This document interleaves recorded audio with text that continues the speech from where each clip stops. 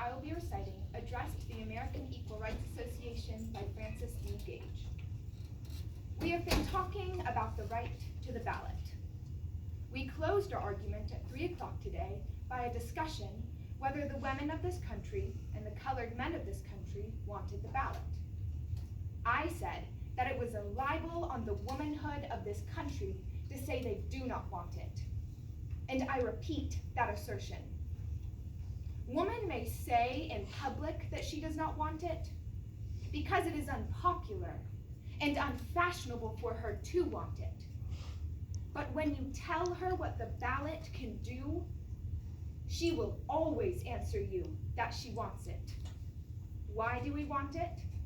Because it is right. And because there are wrongs in the community that can be righted in no other way. Last evening, I attended the meeting of the National Temperance Association. Men took the position that only a prohibitory law could put an end to the great evil of intemperance. There are 8,000 licensed liquor establishments in this city to drag down humanity. It was asserted there by Wendell Phillips that intemperance had its root in our Saxon blood that demanded a stimulus. And he argued from that standpoint. If intemperance has its root in the Saxon blood that demands a stimulus, why is it that the womanhood of this nation is not at the grog shops today? Are women not Saxons? A man may do what he likes in his own house, said they. He may burn his furniture. He may take poison. He may light his cigar with his greenbacks. But if he carries his evil outside of his own house, if he increases my taxes, if he makes it dangerous for me or for my children to walk the streets, then it may be prohibited by law. Then, the voters of the United States, the white male citizens, went to work and licensed these nuisances that could not be in the home at all the corners of the streets. I demand the ballot for woman today, that she may vote down these nuisances, the dram shops there also, as she drove them out of the home. When men stand upon the public platform and deliver elaborate essays on women and their right of suffrage, they talk about their weakness, their devotion to fashion and idleness. What else have they given women to do? Almost every profession in the land is filled by men. Every college sends forth the men to fill the highest places. When the law said that no married woman should do business in her own name, sue or be sued, own property, own herself or her earnings, what had she to do? But I deny that as a class, the women of America, black or white, are idle. We are always busy. What have we done? Look over this audience. Go out upon your streets. Go through the world where you will, and every human soul you meet is the work of woman. She has given it life. She has educated it, whether for good or evil. She it is that must lay at the foundation of your country because God gave her the holiest mission ever laid upon the heart of a human soul, the mission of the mother. We are told that home is woman's sphere. So it is, and man's sphere too. For I tell you that that is a poor home which has not in it a man to feel that it is the most sacred place he knows. Men complain that woman does not love home now, that she is not satisfied with her mission.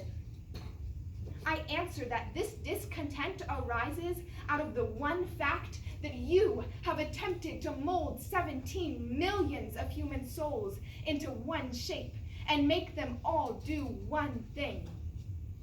Take away your restrictions.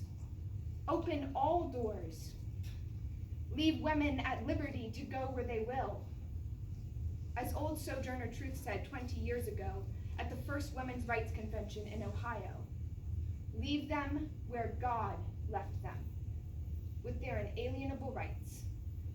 And they will adjust themselves to their convictions of their duties, their responsibilities, and their powers. And society will find harmony within itself. If we are a nation of imbeciles, if womanhood is weak, it is the laws and customs of society that have made us what we are. If you want health, strength, temperance, energy, force, purity, honesty, deal justly with the mothers of this country. Then they will give you nobler and stronger men than haggling politicians or the grog shop emissaries that buy up the votes of your manhood. It has been charged upon woman that she does nothing well. What have you given us to do well?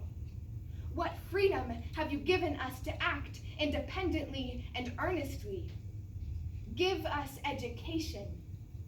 When we have a right to vote, there will not be a school door in the United States shut to women. When we have the right to vote, I believe that the womanhood that demanded that the dram bottle should go out of the home will demand that the dram bottle shall be put away from among men. She will say, you have no right to take poison and make my home a discomfort, or destroy the greenbacks, which should be the mutual possession of the household, by lighting your cigar.